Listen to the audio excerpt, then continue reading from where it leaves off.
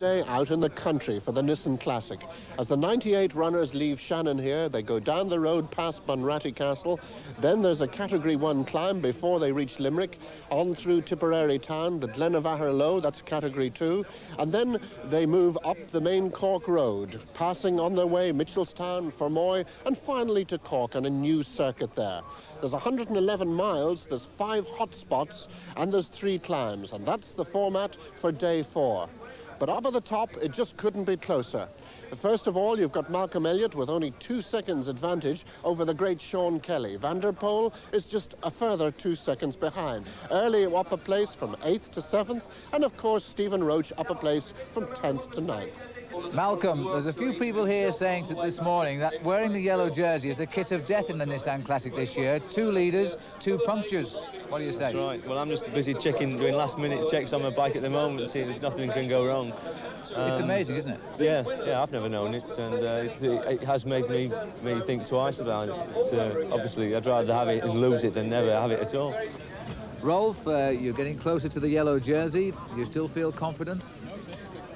Yes, it's all open. The race is open. It only goes for the bonifications at this moment, and it's other sprints that make the difference. And I hope that I can also win a sprint, possibly for the stage win or so. But we must see. We are very close together. Adri, apart from Sean Kelly, you're the most consistent rider in the Nissan Classic, and there's a lot of people here this year saying that you're going to win in Dublin tomorrow. What do you say? I hope so. Will you try for the win? Yeah, of course. Yeah. Because for me it's a nice race to win, because it's the 4th time I've been here. The first time I was 2nd, then I was 6th and 5th. And I hope for me this time is a good one to win it, because every race to win it's very important. With 5 hot spots today, I mean, can you possibly try and attempt to go for all 5 of them, or is that too damaging? Well, depending what the other riders do, I suppose, but depending on where the race develops and everything, it's possible they can make all 5. Now, you were a little bit critical about the first hot spot being very close to the start. Well, yeah, it's very close to the start, and if you start a bit far back in the bunch, well, then it's very hard to get up in that distance. But yes, the hot spot is on, and you just have to try and make it. What about these special sprints? Because you and Sean Kelly always seem to finish up deadly rivals in the Nissan. That's true. I think these hotspot sprints, I shall really see how it goes, see who else is disputing them. I won't be trying to go for every single one of them myself, unless I'm forced into it. There are 5 today, so it's going to be very hard. Even just it's going to be like a sprint for the finish 5 times already today. So. Today's stage from Shannon here to Cork is going to be a very, very vital stage.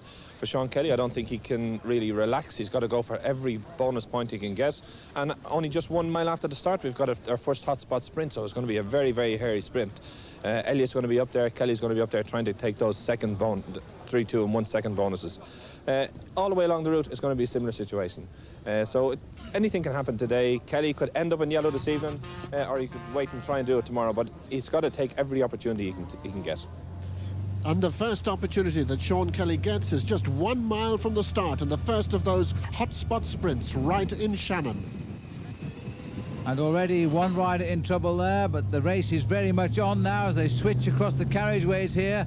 The first hotspot sprint, never before in the Nissan has the opening sprint of the penultimate day been so important. Malcolm Elliott, by the way, takes that. That's a 3-second bonus for Elliott, and Eric van der Orden will have been second. There's confirmation. And it's Elliott, and that's just exactly what he wanted to do. He needs those bonuses badly to consolidate his lead in the yellow at the moment. And now, as the race rests from that first sprint, it looks here as though Sean Yates, Pat, is going clear. Now, this is a specialist attack by Yates. He does this so often. He does indeed, but we've seen him do it before last year going into Tralee. He took off early at the stage and won the stage. What's happening here at the back of the race? Because it looks to me as though there might have been somebody falling off here. It was a very short right-hand bend, and somebody's on the... My goodness me, it's Stephen Roach, Pat, on the floor. Yes, let's hope he's okay. There was a very sharp hairpin bend at that stage, and obviously Stephen rubbed the wheel and down he went, and he certainly looks a little bit hurt at the moment. Well, this has been a year for Stephen Roach, hasn't it? He spent a lot of time on the floor, Liège-Bastogne-Liège, of course, his big comeback race after his knee problem this year. He was involved in all the sorts of problems there. And after last year, you know, it really is so disappointing for Stephen, but I know him so well, he will be back for sure. We're back with the leader now, and this is the first climb of the day, and Sean Yates leading by just over 2 minutes on the climb of Gallows Hill. Another, if I may say, a Pat McQuaid special. Pat, you must know Ireland so well. Well, yes, indeed. No, it's this climb is about 5 miles long. Very much like a continental climb, not all that steep, and just goes up in stages really. And you know, problem with it is coming early in the stage as it does. The riders have only ridden 10 miles at this stage, and suddenly they face this 5 mile long climb. So Yates now settling into a nice rhythm and riding up a steady, as we're looking at Roach here now, chasing in the race convoy, trying to regain his place in the field. Oh, that's good to see. Stephen Roach, perhaps if he'd been abroad today, might have thought of retiring. He would never think of that on Irish roads, because Stephen Roach has done something that only one other man in the world's ever done, and that's win the Tours of Italy, France, and the World Championship. He did that last year. We're now back with the leaders here. They're chasing Sean Yates. He's heading up towards the top of Gallows Hill, but a little bit lower down.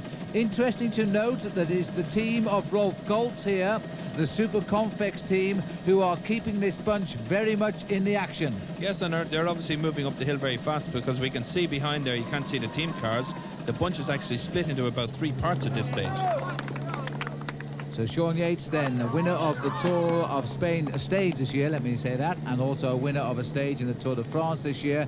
Inside 200 yards to go now. He'll get maximum points on the top of the mountains, but he's more interested now in riding clear of the bunch in defence of Malcolm Elliott, because he wants the rest of the race to chase him and take the pressure off overall leader Malcolm Elliott, his Fagor Everready teammate. Over the top of the climb then for Sean Yates, zipping up the collar there. He's on the way down, but the main field here on the way up, and the scenery absolutely marvellous, with the backdrop of the River Shannon in the back of the picture there. Now, 40 miles an hour down for Sean Yates here. Remember, this is the man who has set a record in the Tour de France this year for the fastest ever individual time trial outside of the prologue.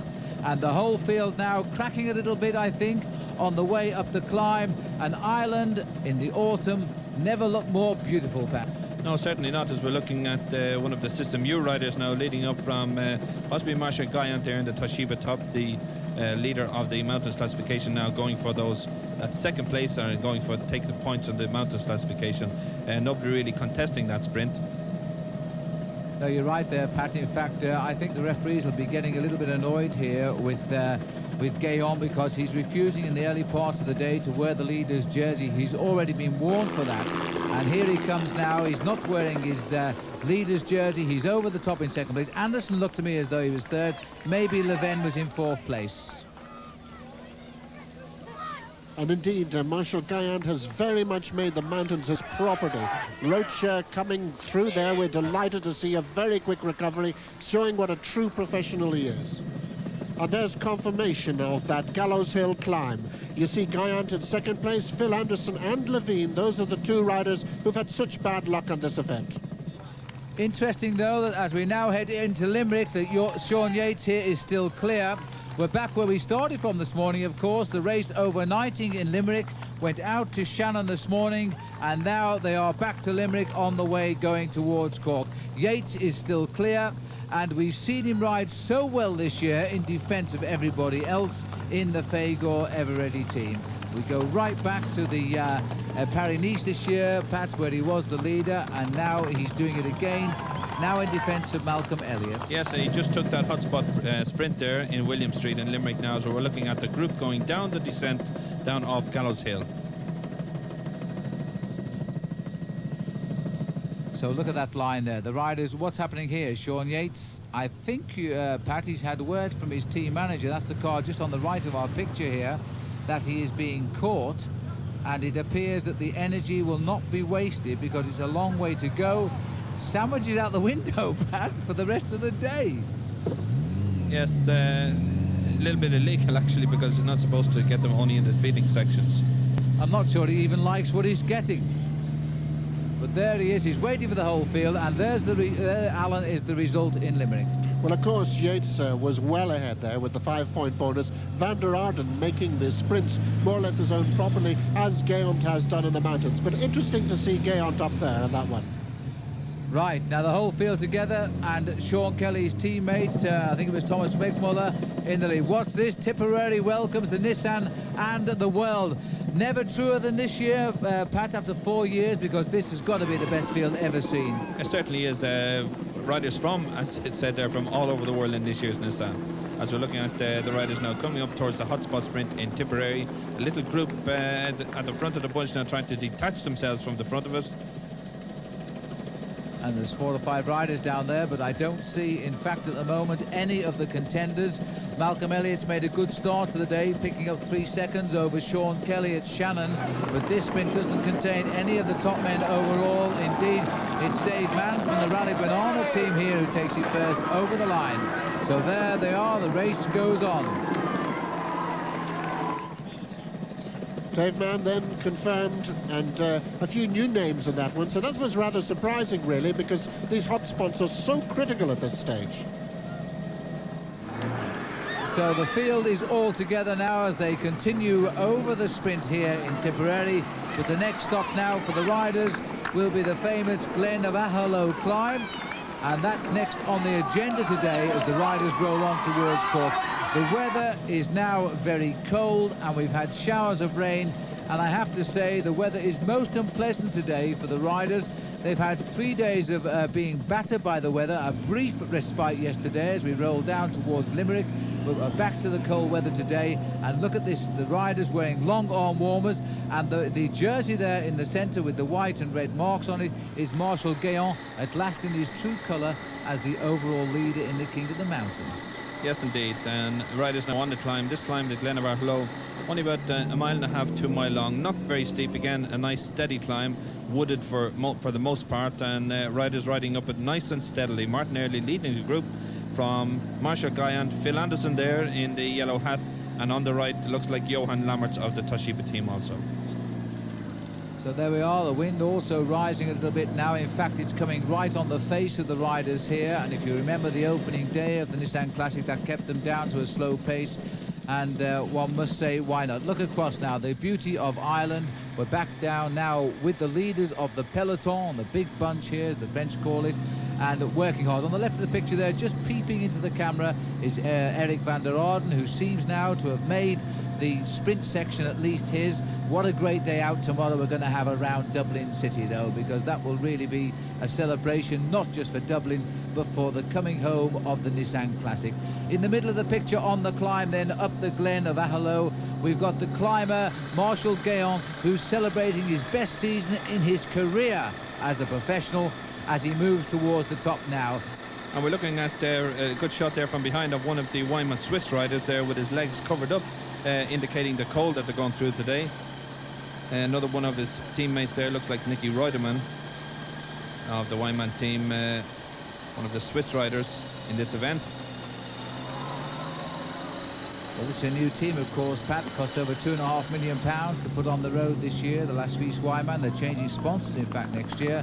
But Steve Bow, who leads that team, back in action next year. Now we're working our way steadily up to the top of the Glen of Ahalow, and it looks to me as though the Toshiba boys working very hard. Inside 200 yards to go now for their man Marshal Gayant. All being well tomorrow in Dublin, surely Marshal Gayant, the man on the inside in the white jersey, and Jos Lammerting here nearest the camera. We're going to see Gayant as the winner of the King of the Mountains tomorrow. He will work hard tomorrow, I'm sure, but he's riding so well today. He seems to have shrugged off the challenge being received by Adrie van der Poel, but he was certainly pipped on the line there by Phil Anderson. And we'll get confirmation of that very shortly from Alan.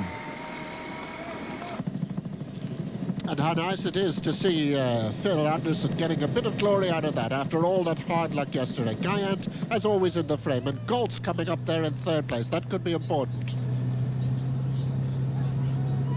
Well, we're off the Glen now, heading down into Mitchelltown. This is the scene of the next hotspot sprint. and it's led by Tim Harris. Here's Sean Yates, the breakaway earlier, back in the bunch in second place there. Always attentive, Pat, looking over his shoulder, the whereabouts of Malcolm Elliott, I suspect.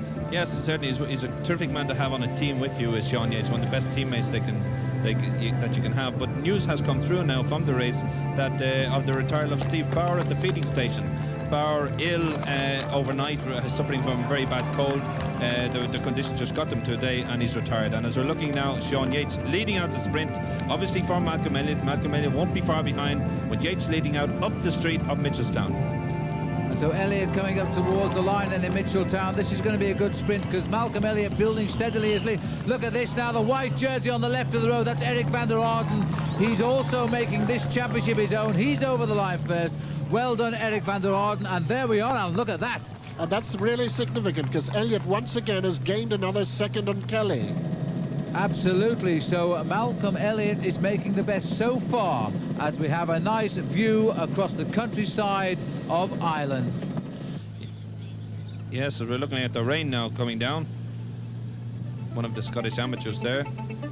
And looks like TVM rider there, Siemens I think it is, of the TVM TNT team.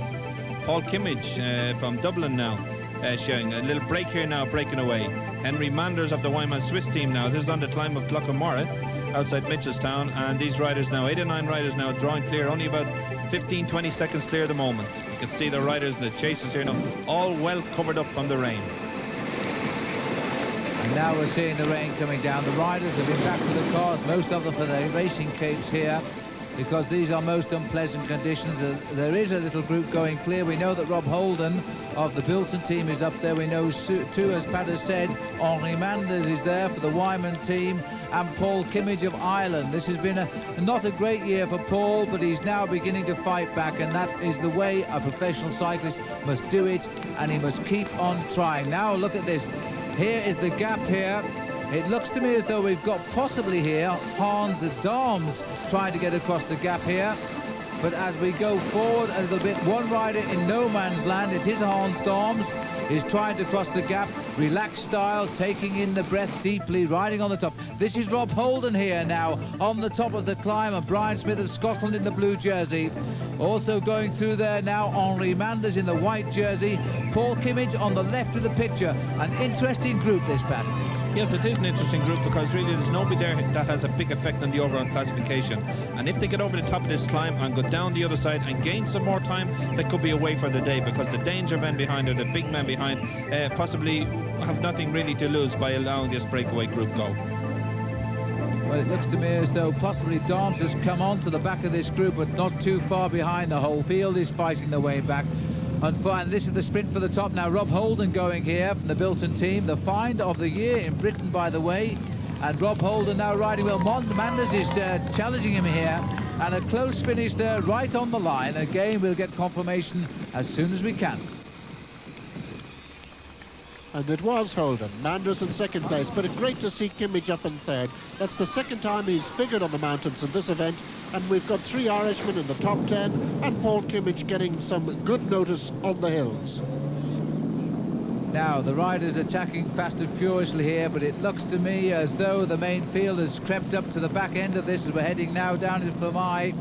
And Scottish amateur on the front there, I think again it was Brian Smith. He really is riding well this year.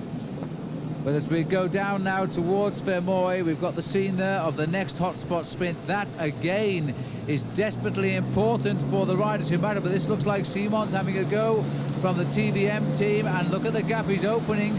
He's not important to the race overall. This is what Sean Kelly wants to see, I would think, Pat. Oh, I would think so. It would mean that if a rider like Siemens gets away, it means that the bonuses are being taken by the riders that don't really matter, and it stops Elliott gaining any more time on Kelly. And just look at that now, the whole race under pressure. Long line now, but one rider is really going clear here as he works his way down the hill now. The conditions now very slippery indeed, calling for a lot more skill than just racing your bike. You have to have a lot of nerve as well now as the races go downhill at something like 45 miles an hour. Yes, and these road conditions are treacherous at the moment, because when they get to the bottom of the hill in Fermoy, they cross over the bridge, and then they've got a very sharp right-hand turn. And a road will be, such as the condition it's in at the moment, will be absolutely dangerous, because it's very slippy, and the riders have to be very careful going around.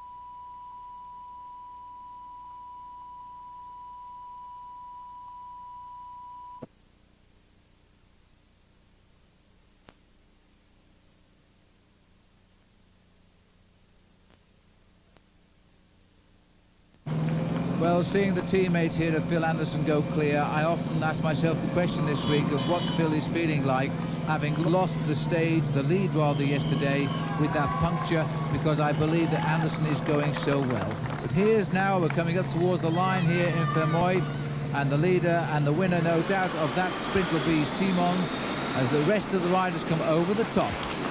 And once again, the news is very good, because Elliott has again gained a second over Kelly, and this is exactly what he intended to do.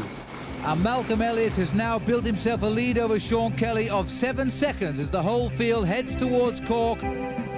Welcome back, and it's another city centre finish on the Nissan, and the drizzle hasn't deterred the thousands of spectators in Ireland's second city as the race arrives in Cork.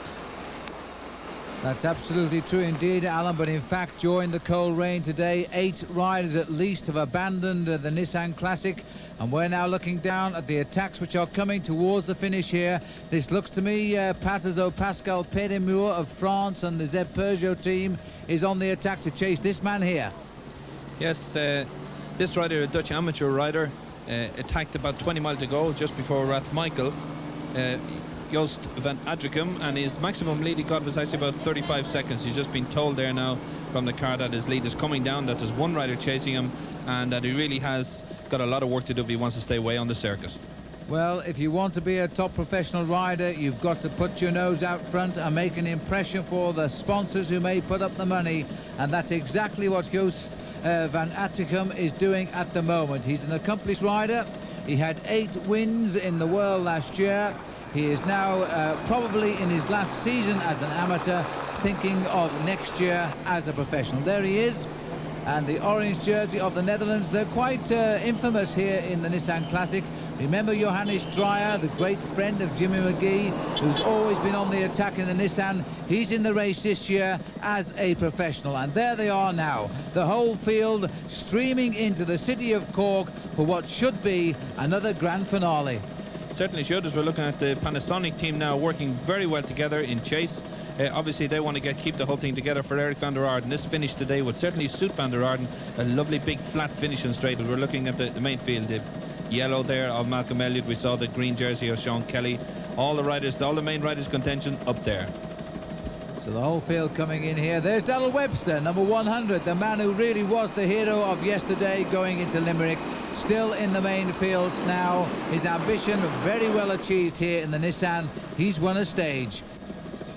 And as we're looking at the main field, just going along Horgan's Quay there and heading in towards the finishing straight, back now with the leader who's turning up into South Mall for the first time with 3 laps to go, and a great crowd here to greet him on this finish in South Mall. The first time we've used this, very much a feature of the Nissan in the past has been the circuit on St. Patrick's Hill. Moved away from it this year into a city centre circuit on South Mall, and certainly it looks to have been a very good idea.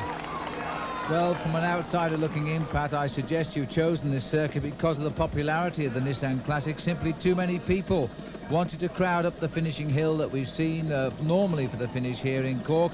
And so now to spread it out a bit, and look at the crowd down there as they're seeing the whole race stream in now to the centre of the city of Cork.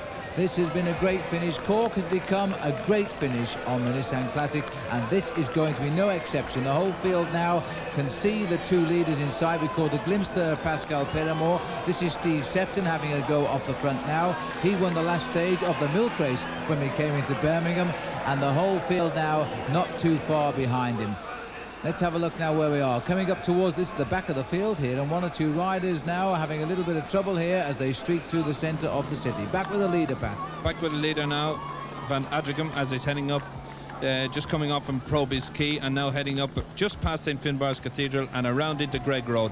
Slightly rising section of the circuit here, and certainly telling on him now because he's starting to suffer a bit out of the saddle, trying to get every bit of effort into it.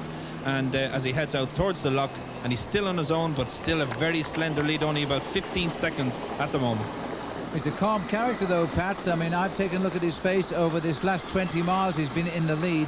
He's never actually shown any expression on his face at all, and he's stayed away from this very class field. There he is on the left of the picture now, And a great chase here by Pascal Péramore from the Z Peugeot Halfords team as we're going in now. We're working our way back down by the side of the lock there, and this is the bridging of the gap here. Look at this crowd. Let's say we're out in the country here at the moment on the circuit, and the crowd absolutely enormous. Yes, all the way along this area now as we're going down Pierce Road. Wet and greasy and slippy, very, very treacherous conditions. These riders have to be careful on the bends, but they're getting great support from the crowd here, terrific crowd along through Ballyfahan as we watch Péramore just making the junction with Van Adrichem. Now we've 2 riders in the lead and the main field only 15 seconds behind, and a very big chase going on from behind, as we can see looking at the bunch in one long line going down Pierce Road.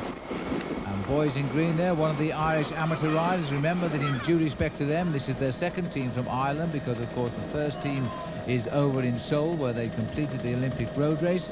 But even so, this team more than accomplished its ambition here, because riding as an amateur against the top professional bike riders is really extremely daunting. But one man here having no trouble on the front is the young Irish amateur Joost van Adrichem. Now look at the whole field here. They're chasing down the 2 men in the lead. There is no gap. It's coming through to us now. The gap, in fact, along Anglesey Street down towards South Mall is, in fact, a scant 10 seconds. And so a long gamble by the Dutchman, joy by the Frenchman. We're up into the home straight again. What will be the finish very shortly. But watch down that bottom corner, because the main field now, and here they come, is not very far behind indeed. This is now, remember the bonus seconds here. We can't overemphasize these bonus seconds. There's Malcolm Elliott, shadowed by Sean Kelly. This is going to be yet again a cracking finish. 2 riders in the lead, Pat, but only just. Only just, and there's no doubt in my mind that these 2 riders are going to be caught, because there's far too much at stake. A bonus of 10 seconds for the winner, 8 seconds for second, 6 seconds for third, and 4 seconds for fourth means that these riders back here will want to hold those positions. They'll want to go for those bonuses. As we look at Mark Watcham, the Percy Bilton team leading through, Nicky Reutemann going through in second place, looking really now watching for the yellow jersey and the green jersey. The yellow jersey just at the head of that second group with Sean Kelly. Now back with the 2 leaders. Their lead a slender 10 seconds as they're heading up past St Finbarr's Cathedral again and back up to Greg Road.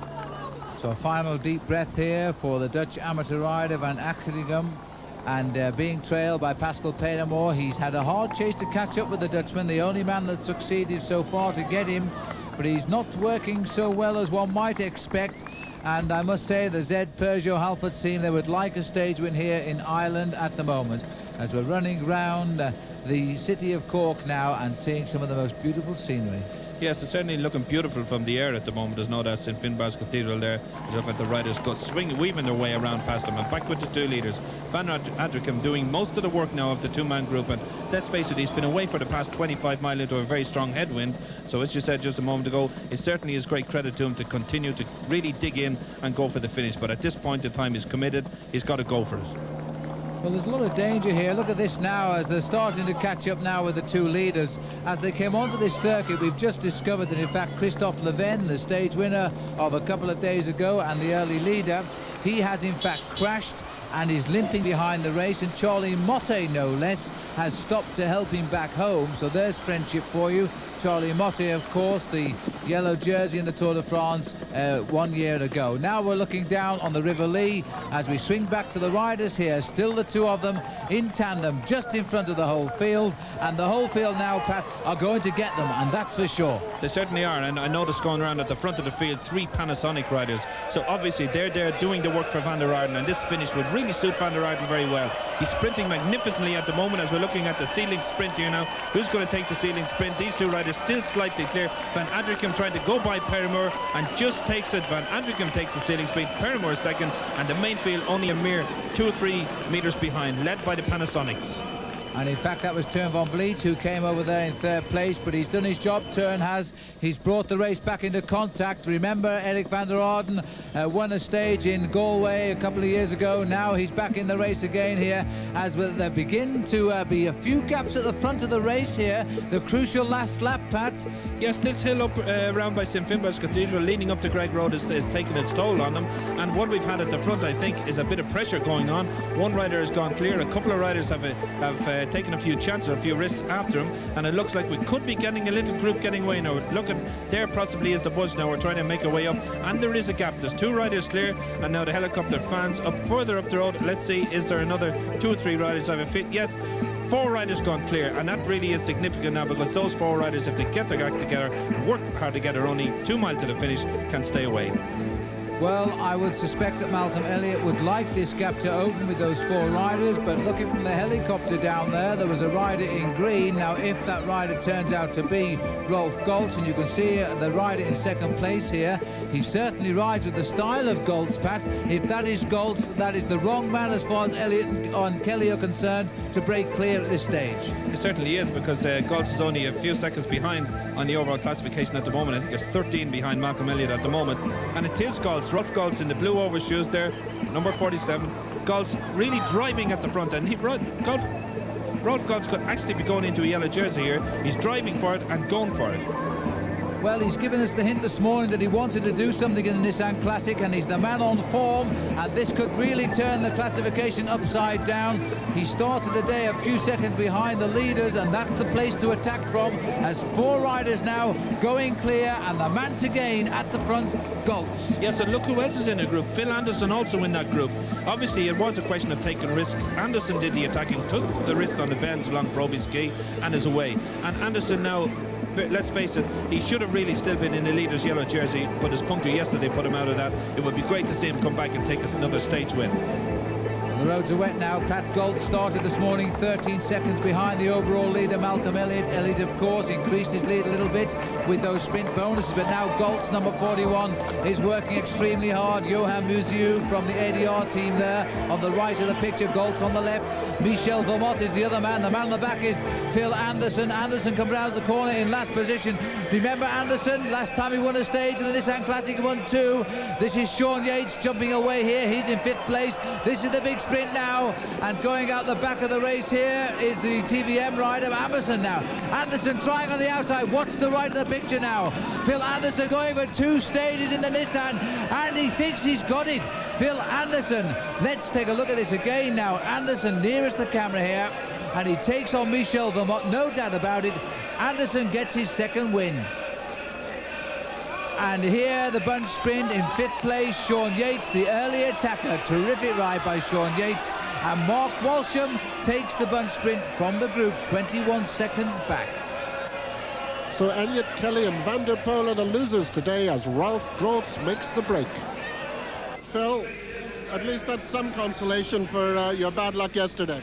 Yeah, I was pretty disappointed after yesterday, you know, and the only thing left to do was to try and win some stages. So there's only 1 stage left now, but it's the last stage. It's very difficult to win, but yeah, I was very happy to win today. You know, I was fit for it, and I was always looking for the right moment to go, and then, you know, I was away with 3 other guys and got them in the sprint. So. Well, 2-stage wins on the Nissan can't be bad by anybody's book. No, I'm very happy because, you know, this season has been fantastic, and I need every win I can get this year, so pretty happy with it.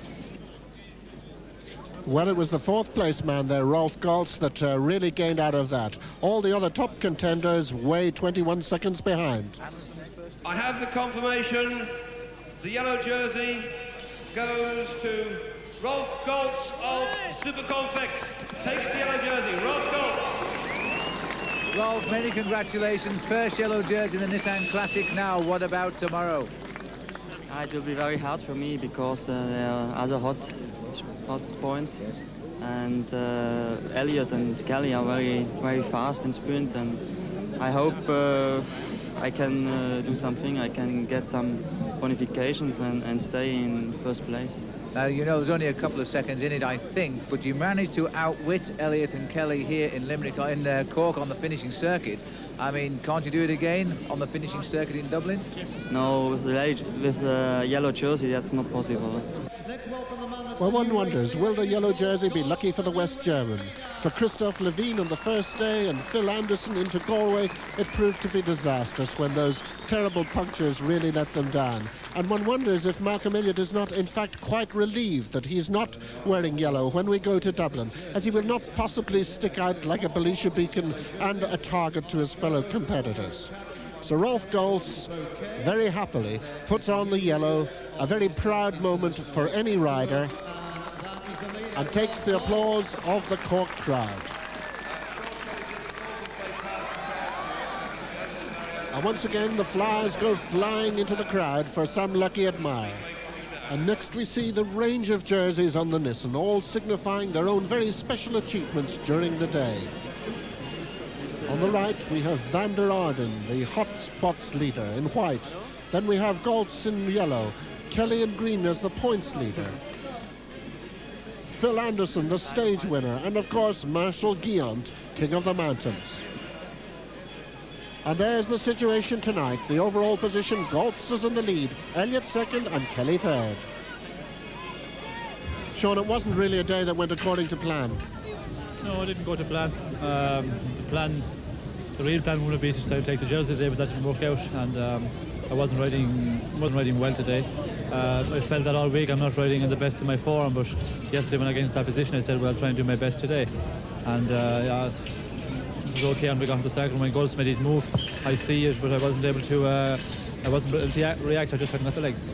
Well, now tomorrow, Sean, it's still very much within your grasp to get the fourth Nissan victory, but you're going to really have to do the ride of your life up in Dublin. Well, yes, I'm going to have to do, a very good ride tomorrow. Hopefully that I'm riding better than I was today, because if I'm not, well, then it's going to be it's impossible. But I will, hopefully that I'll have a better day tomorrow, and I'll do my best, and hopefully that I can pull it off. Well, Sean Kelly's family in the background and the grandstand are about the only ones left here in Cork, and that signifies that the action is over for today. Hello, you're welcome to O'Connell Street for day 5 of the Nissan Cycling Classic, and a very special day for cycling and for the people of Dublin. It's the special Millennium stage of the Nissan. Over 90 miles of cycling to be done around the streets of Dublin and the county too, because the race takes it out as far as Shankill on the south side. It'll turn back to Dunleary, Blackrock, over the toll bridge and up to the north side, around the Hill of Howth, and then eventually back here to O'Connell Street for what surely promises to be a dramatic finish. So let's join the action then on the last day of the Nissan Cycling Classic with commentators Phil Liggett and Alan Tyndall. And there's the general classification after 4 days of absolute total excitement around Ireland. As you can see, that Rolf Goltz has leapt to the head of the list, just ahead of Malcolm Elliott, who of course wore yellow the previous night. And of course, one of the people that have been privileged enough alongside me to be watching all this action right throughout those 4 days has been Phil Liggett. Well, we have been in the process of the race now since we started at Donnybrook, 35 minutes.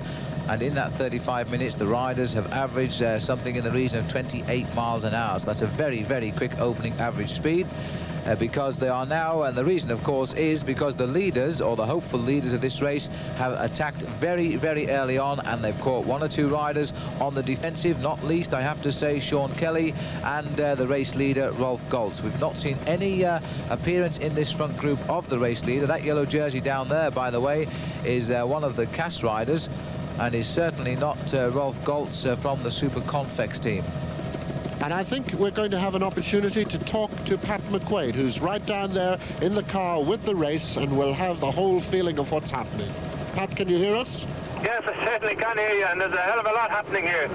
It's absolutely wild, this race is today. The speed has really been on, and as you can see now, they're going for this sprint. We saw Sean Yates leading it out, and Malcolm Elliott's on his wheel, and just behind him was Eric Van der Arden also. It's going to be a very close thing. Kelly's also up in the group, and you can probably see it a bit closer than I can. But here's the sprint now. Van der Arden won a odd spot sprint here 2 years ago, and it seems to be Elliott, Van der Arden. The yellow jersey's actually up there too. Yellow jersey, I think, took that sprint, which is a good sign. Indeed, Pat, from our position here, it did look indeed as though the yellow jersey produced quite an extraordinary finish there to pip Malcolm Elliott. We'll wait for confirmation, perhaps from you from the race radio, as to who got third place. But there's a big surprise, Pat, isn't it? Because the yellow jersey has produced an extraordinary sprint there. Of course, we're not the judges, but it did look, Pat, as though it certainly was the yellow jersey of Goltz, who came from absolutely nowhere there to take that very valuable 3 seconds bonus. And there's the confirmation of the first hot spot of the day, and we don't get another one, incidentally, until we get right back into O'Connell Street. Rolf Goltz gets 5 points, Malcolm Elliott 3, and Stephen Roach 2. Sorry, That's one. quite right. But what the riders wanted, of course, were the time bonuses. And Rolf Goltz getting that 3 seconds now gives him an 8-second overall lead ahead of Malcolm Elliott. All seem to be resting a little bit at the moment, Phil. I would imagine if Van der Poel could have had more up there, if he could get about 5 or 6 with them as he has now, that's just what he would want. And there he seems to be going with them now. He's trying to judge the situation. We've got another 3 now out ahead. Van der Poel has dropped back. So a complete switch yet again in this race. Yes, and a very good 1-2 here by the Dutch Panasonic team, because as soon as Van Lancker was caught, the Panasonic boys have gone immediately on the attack. And that's the Panasonic rider now going clear. He's got a Toshiba man with him by the look of it, and I think that could even be Paul Kimmage in 3rd place there from the RMO team. 3 riders now trying to go clear, and nobody, funnily enough, helping out with the gap. We're now coming out towards the peninsula on the right there of the picture, up by Hoth. So they can't be too far off the summit now, Phil. It's not a very long climb. It's a punishing one, but it's not that long. No, and they're keeping a good rhythm up here too. Piper will want to do something today, I think, and he's gone away. And now he's on the right of the picture. There's Pascal Poisson from the Toshiba team. It's been not a very good season at all for Toshiba, of course, and even in this race. Paul Kimmage making a big effort. There's the 200 metres to go flag. Wouldn't it be nice if Paul Kimmage could get glory on the King of the Mountains once again, and there he goes. So Kimmage then going for the big points on the top of the first climb, and it looks as though Poisson chases him too, but Kimmage has found himself a new pair of legs this morning. Paul Kimmage now going for the line. He'll win the prize at the top because Poisson sat up. Kimmage, Poisson, Piper, that was the order over the top of the King of the Mountains there first time, but of course 3 more climbs to come here. And well done, Paul, because that's a nice piece of cycling from you, and I know it'll give you a lot of confidence. And we're really travelling somewhat now. I mean, we must be up to about 45 miles an hour, I would think there. It's a very, very fast descent. It's not a particularly dangerous descent because it's good wide road. There aren't any really severe corners on the way down the far side of Hoth Head here. And the main bunch seems to be definitely using the opportunity to take a bit of a rest. They are. These 3 riders now are going clear. We were talking earlier about combinations of riders trying to get the right combination to escape.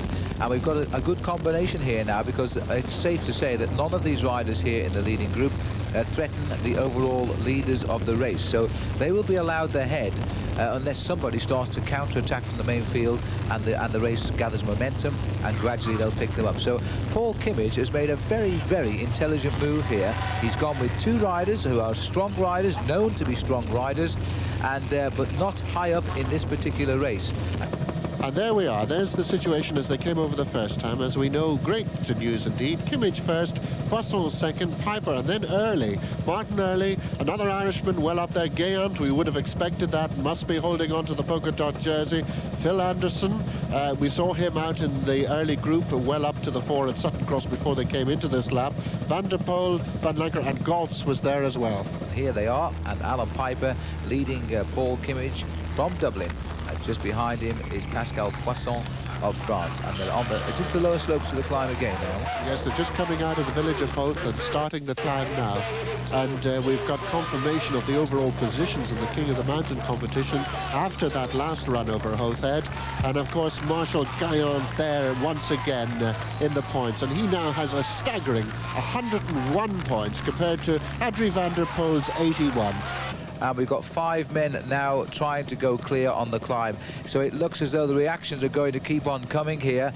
And Anderson is the strong man yet again. He is so annoyed that he has lost his chance of winning the Nissan Classic by a stupid puncture coming down the Silver Mines on the road to Limerick.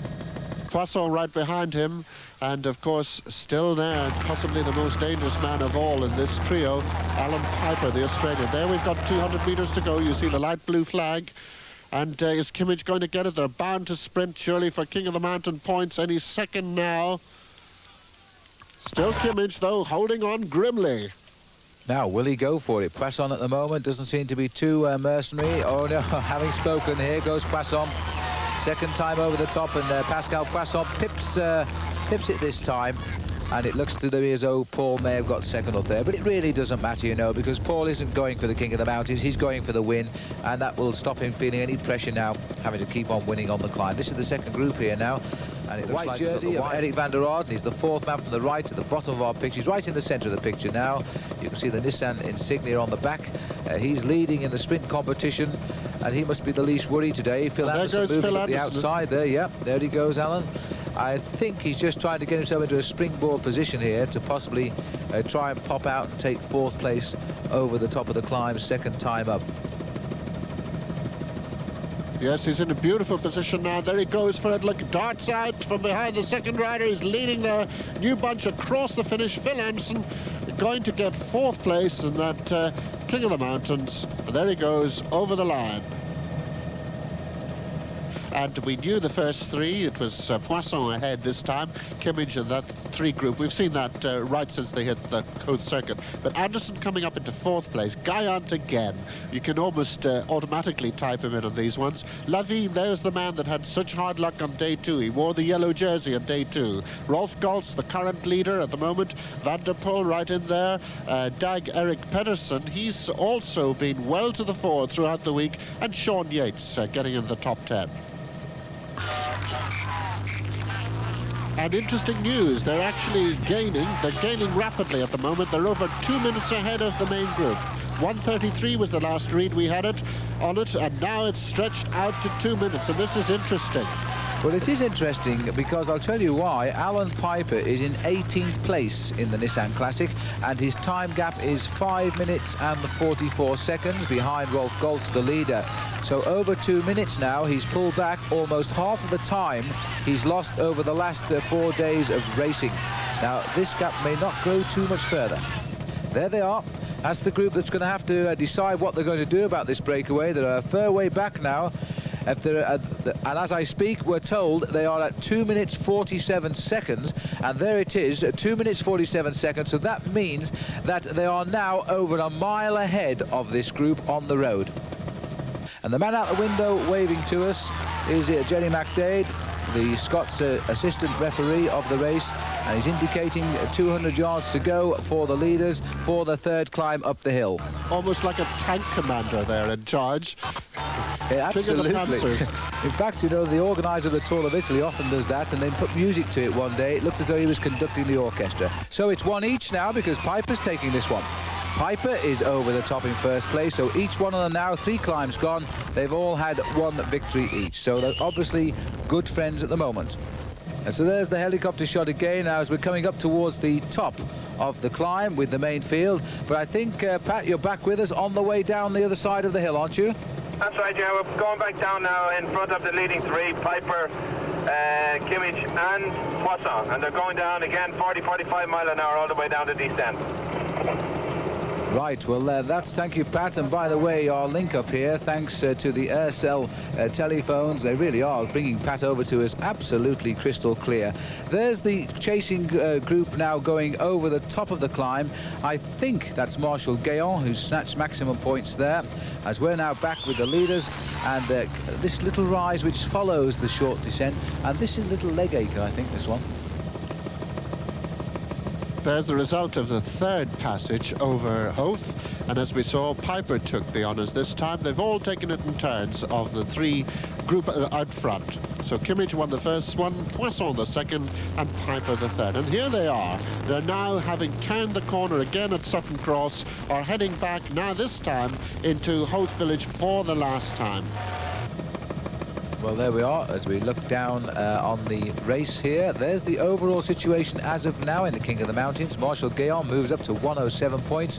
Van der Poel holds his second place, but the gap coming down a little bit there. Phil Anderson in third spot and Christophe Leven fourth. Martin Early fifth. Not a lot of change, and in fact the gap's widening now with this overall classification, and there is only one more mountain to come in the Nissan Classic. In the meantime, we're more interested to see who gets over Hoth Hill for the 4th time. It's a King of the Mountain points.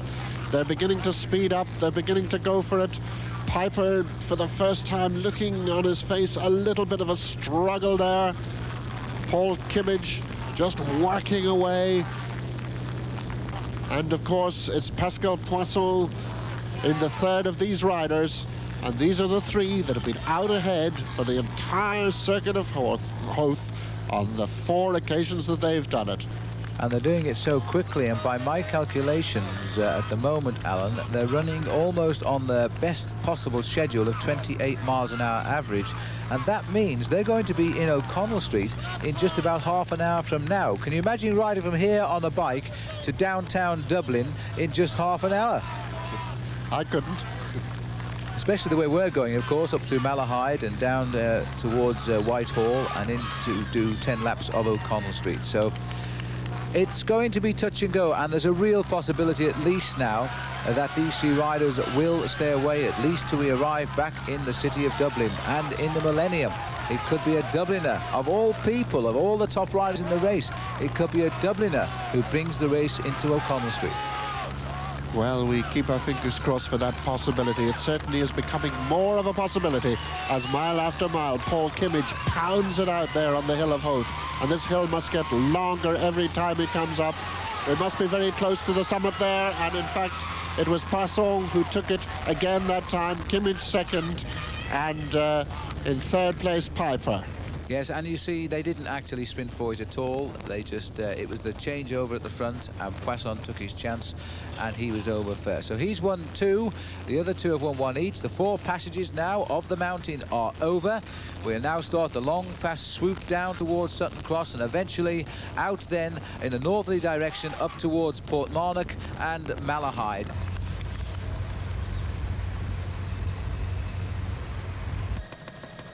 And the win for Pascal Poisson, second one out of 4 for him. Kimmage and Piper.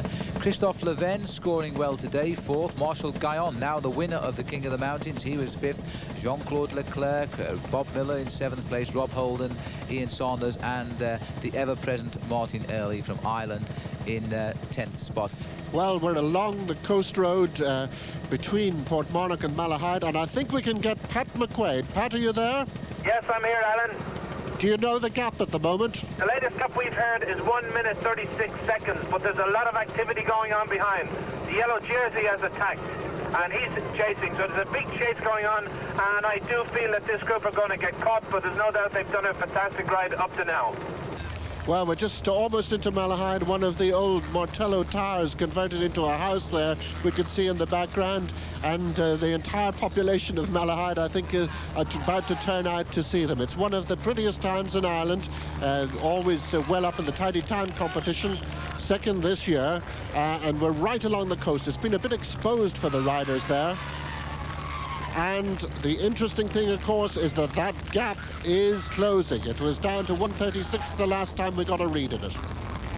And these are the chasing group. They look like a couple of Fago riders here, because that's the style of Sean Yates down there, and it might well be bringing across Malcolm Elliott, you know.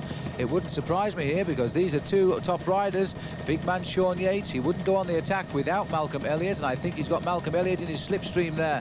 So Malcolm Elliott being brought back into this race with a vengeance, because overall Elliott is in second place and is only 6 seconds behind the yellow jersey, Rolf Goltz. So we've got 2 riders here making a significant contribution to the attack now. The Grand Hotel looked to me to be just over there on the right, and Paul Kimmage, of course, will know exactly where he is. I'm sure he's trained on these roads during his amateur days. And Yates is the man doing the work. And I'm not quite sure, I must confess, as to the tactic here by the Fago boys, because this isn't Elliott. He normally has his headband on, which means to me that this rider must in fact be John Carlson. And so we've got 2 Fago boys chasing. I think it's Malcolm Elliott, John Carlson rather, and Sean Yates. We're back now with the 3 leaders, and they are really quite unconcerned. They're not being disturbed by the chase behind. They are keeping their rhythm nice and steady. They're just hoping that things might settle down a bit at the back, and they'll continue to race ahead. And there's the bunch behind them. So let's recap on the situation. 3 riders out front, 2 closing the gap on them, and then the bunch which you're watching at the moment. And all the top men for contention are in that bunch. And remember that they are Goltz, Elliott, Kelly, Van der Poel, Guyant, Early, Winnan, Roach, Miller. That was the order last night when they came into Cork. They have transferred, of course, from Cork to Dublin for this spectacular Millennium stage. Well, we're back with the leaders here now. We're looking here at the face of Paul Kimmage, and what a face it is, because he's full of determination here. Don't forget now, we're heading down towards O'Connell Street, and I make our arrival not more than about 15 or 20 minutes away from the beginning of the big circuit of the city of Dublin. 10 laps to come there, but now the race behind is closing down.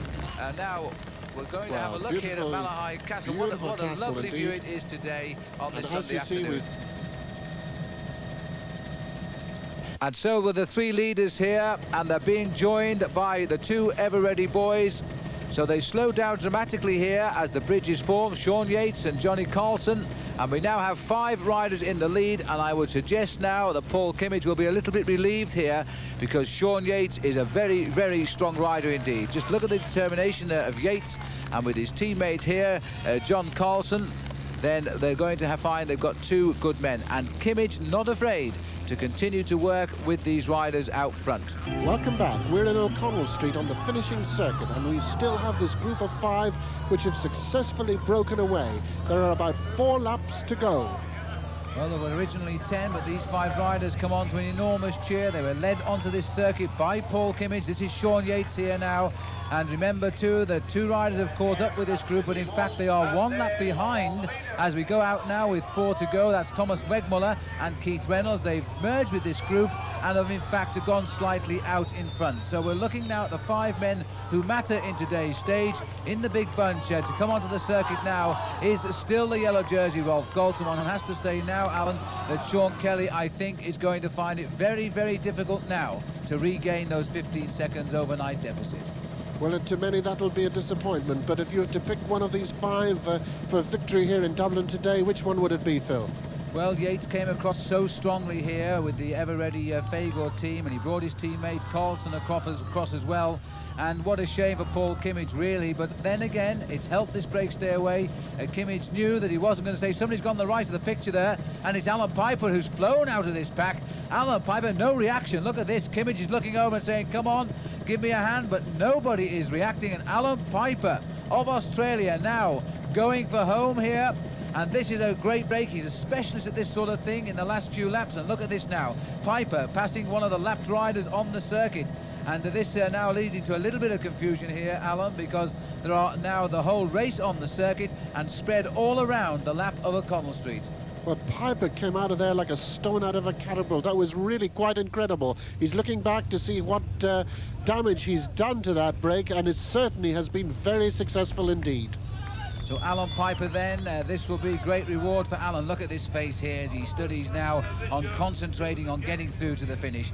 Winner of the Tour of Sweden in the past, a winner of the opening stage of the Kellogg's Tour of Britain a couple of years ago, race leader in Paris-Nice. He's done a lot of good things in his cycling career, but this is a special stage here in Dublin, the Millennium, and Piper now totally 100% committed here, going down O'Connell Street. Look at this now for the study of a man in action. Well, when he comes back just about to that point on the far side of O'Connell Street, he will still have 3 laps to go, and that's quite a distance. It's just over a mile per lap here in the O'Connell Street circuit, but there doesn't seem to be anybody giving him any opposition at the moment. He's chosen his move well, and don't forget that Alan Piper was in the original break of 3 with Paul Kimmage and Pascal Poisson when they broke away at the 29-mile point today. And really, when Yates and Carlson came up to these 3 and made 5, I thought that surely the winner was going to come from the 2 ever-ready boys. Here we are then, 3 laps to go for Alan Piper, and he's the one that's taken the bull by the horns here in Dublin. And look at his face now. There won't be any coming back from this one if those boys come up to him now. Piper will have no strength left at all, because he's going along O'Connell Street here. Enormous cheers, and one has to say an enormous crowd as well.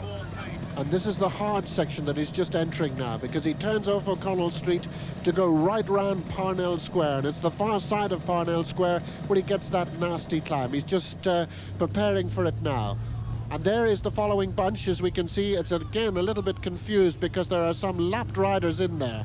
Yes, there are indeed, but that's Sean Yates who's bringing the group round now, and Hughes reaching us at the yellow jersey safely in this big pack, and time certainly now running out for Malcolm Elliott and Sean Kelly. So it does really appear, you know, we're going to see, some would say at last, a new winner of the Nissan Classic in Rolf Goltz. He's had a marvellous day. It's all worked out so well for him. He opened the day with that sprint win over Malcolm Elliott in the first hotspot sprint of the day, and since then the psychologies have worked out. He's watched all the breakaways go, not affecting his overall lead. There's Piper then going through on another group that will in fact be fighting out the 8th place on the race, and that included Brian Smith of Scotland, Steve Dowse there from the rally team, but Piper's gone past them here as if he's standing still. This is the fast part, down into O'Connell Street, past the Ambassador Cinema, and he's looking around. He must really consolidate his lead at this stage. And Piper really struggling at this stage, and in fact, the story behind is that the group seem to be catching up again.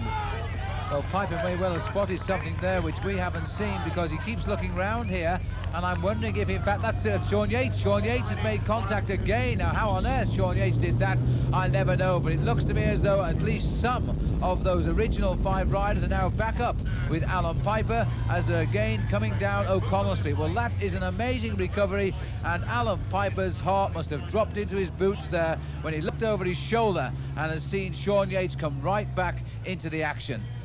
And no worse man than Sean Yates as far as Piper is concerned, because he is extremely strong. Well, that's Yates now, certainly on the outside, and it's Pascal Poisson on the left, but Piper's going again. Alan Piper goes again. He's given them no chance to recover, and Piper on the attack again. Is there no holding this man today? He's been in the lead from 29 miles out, and he's still finding the legs to go again with the 2 laps to go to the finish. Yes, let's just remember that he's already won one of those Hoth climbs, and that must have taken a lot out of him. But to go again so quickly when he looked to be suffering, it's quite an amazing performance. Can he possibly stick out the 2 laps now?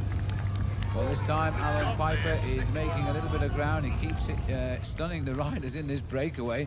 He certainly deserves to pull off the lone victory if he can now, with just a couple of miles to go around the city of Dublin, which is on fete here today now, celebrating 1,000 years, and all Alan Piper wants to do is celebrate one single stage win in the Nissan Classic. The gap now beginning to open, and maybe the double blow is proving too much for the men who are chasing behind. Still in that group, Pascal Poisson, Sean Yates, John Carlson and Paul Kimmage.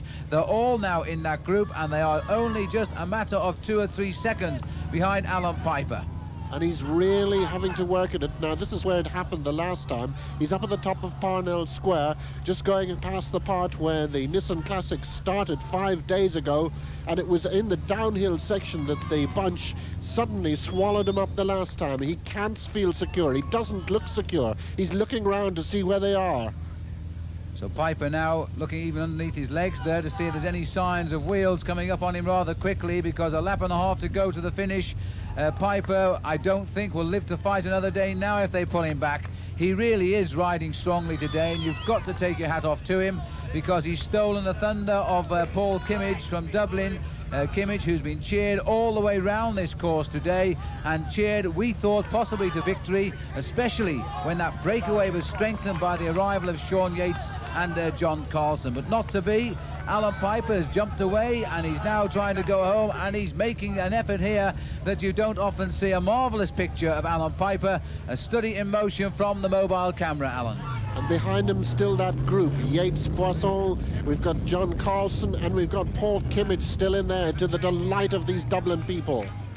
Well, I wonder if Paul Kimmage can actually get himself a good position, but the sprint going to be in just over 1 lap's time now. Alan Piper is still going clear. A ride indeed today, because the race opened with a very fast pace, and eventually 3 men went clear as they went out towards the north of Dublin. And those 3 men, Alan Piper was one who was doing a lot of work, so too Paul Kimmage, and so too the Frenchman Pascal Poisson. 1 lap to go, the bell rings now. Piper just has 1 circuit of the city of Dublin for victory. It is by no means certain at the moment. The gap there at the line was just 7 seconds, so the field, or not the field, but the 4 chasers are right on his heels. There's absolutely no room for error, no room to overshoot. If you look in the distance there, you can see the chasing group behind the Chief Commissaire's car. And once again, he must suffer up around Parnell Square, this time for the last time. With the cheering crowds, that'll probably drive the Australian on. There we could just get a glimpse of the following bunch behind him. But he's now well clear, more so than he was on the last lap. And once again, he glanced back there as he came up the hill to see where his pursuers are. It must be a slight relief to him now that he doesn't see them just as close as they were on the last lap. Up he gets, onto the pedals again.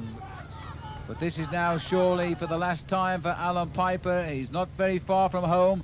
And I certainly no more time to look round, Alan. That's right, prove me wrong, as Alan looks over his shoulder now to see the group going a little bit further back into the distance.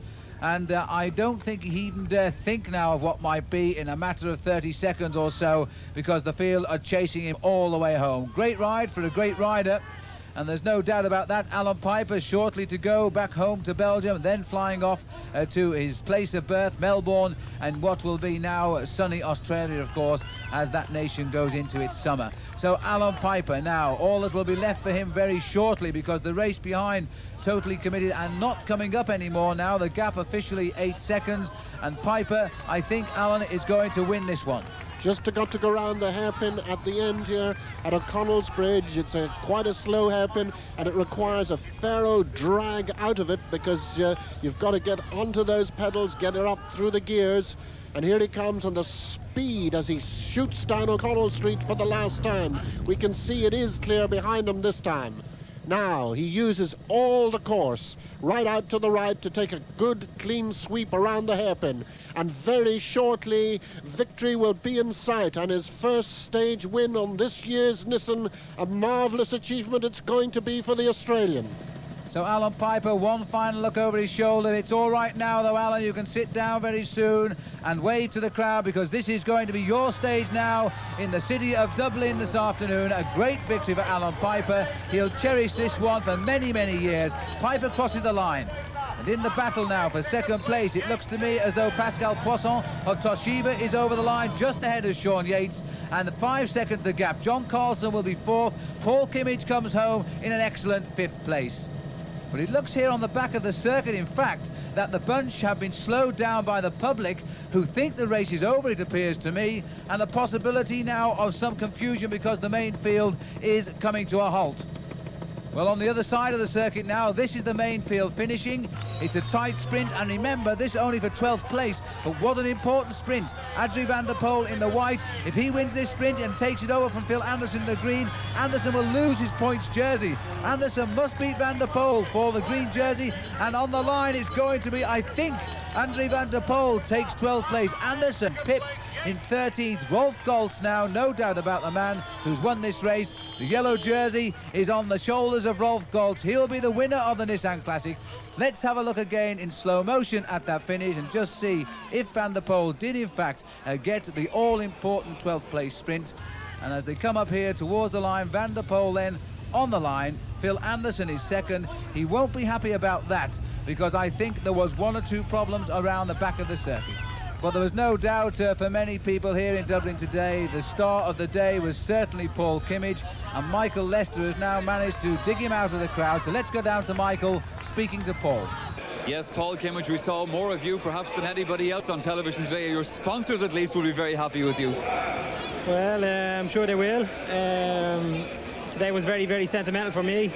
Hotel is a hill that I wore out when I was a young fella. I really, really wanted to be up there today. I think in the end that's what really did me, because I did too much work on the hill, because it was very, very sentimental to me, and I was just delighted to be up there. You did everything but win this stage, Paul. Disappointed? Of course I'm disappointed, but I was unlucky in that in my breakaway I was with four really, really strong fellas, and you can't get any stronger guys in a peloton than Piper, Yates and Poisson and Carlson. They're animals to ride, and I was a bit unlucky in that I came across four really strong fellas, but sure, that's the way it is. Right, ladies and gentlemen, sorry for the slight delay. We had to sort all the official prize winners out. It takes a lot of work. And there's out the stage result. Alan Piper, the Australian, taking it. Poisson in second place. Sean Yates third. Kimmage there in fifth, as you can see. Then Wegmuller, who we were all a bit confused about, in sixth. And Goltz in 10th. It was a good race from your point of view, but a strange race tactically. No, it wasn't so strange because we knew that we must let go away some riders because I feared of Elliott in the bonifications, and so we wanted to let go away some riders, and it was good for us. We talked to you as well before the race. Now, you carried the slimmest of leads with that yellow jersey going into today's stage. How did you feel as the race went on? Were you comfortable? Were you happy you could take it? After the race? During today's stage? During, as I have beaten Elliott in the first hotspot, I thought that it was possible to win this day, and so I was quite happy. But it was a difficult situation in the beginning of the race. They went away a group with Elliott, and this was very dangerous for us. I had to go, the last meters I had to go alone to Elliott, and it was good. Let's put our hands together then for Alan Piper, winner of the final stage. And there he is, Alan Piper, receiving a tremendous welcome here on the presentation podium, and his nice piece of Waterford crystal there from Tony Kelly, because he really did take the gamble. He's led this race in the 28th mile today with two riders, and in the end found the legs that carried him to the stage victory.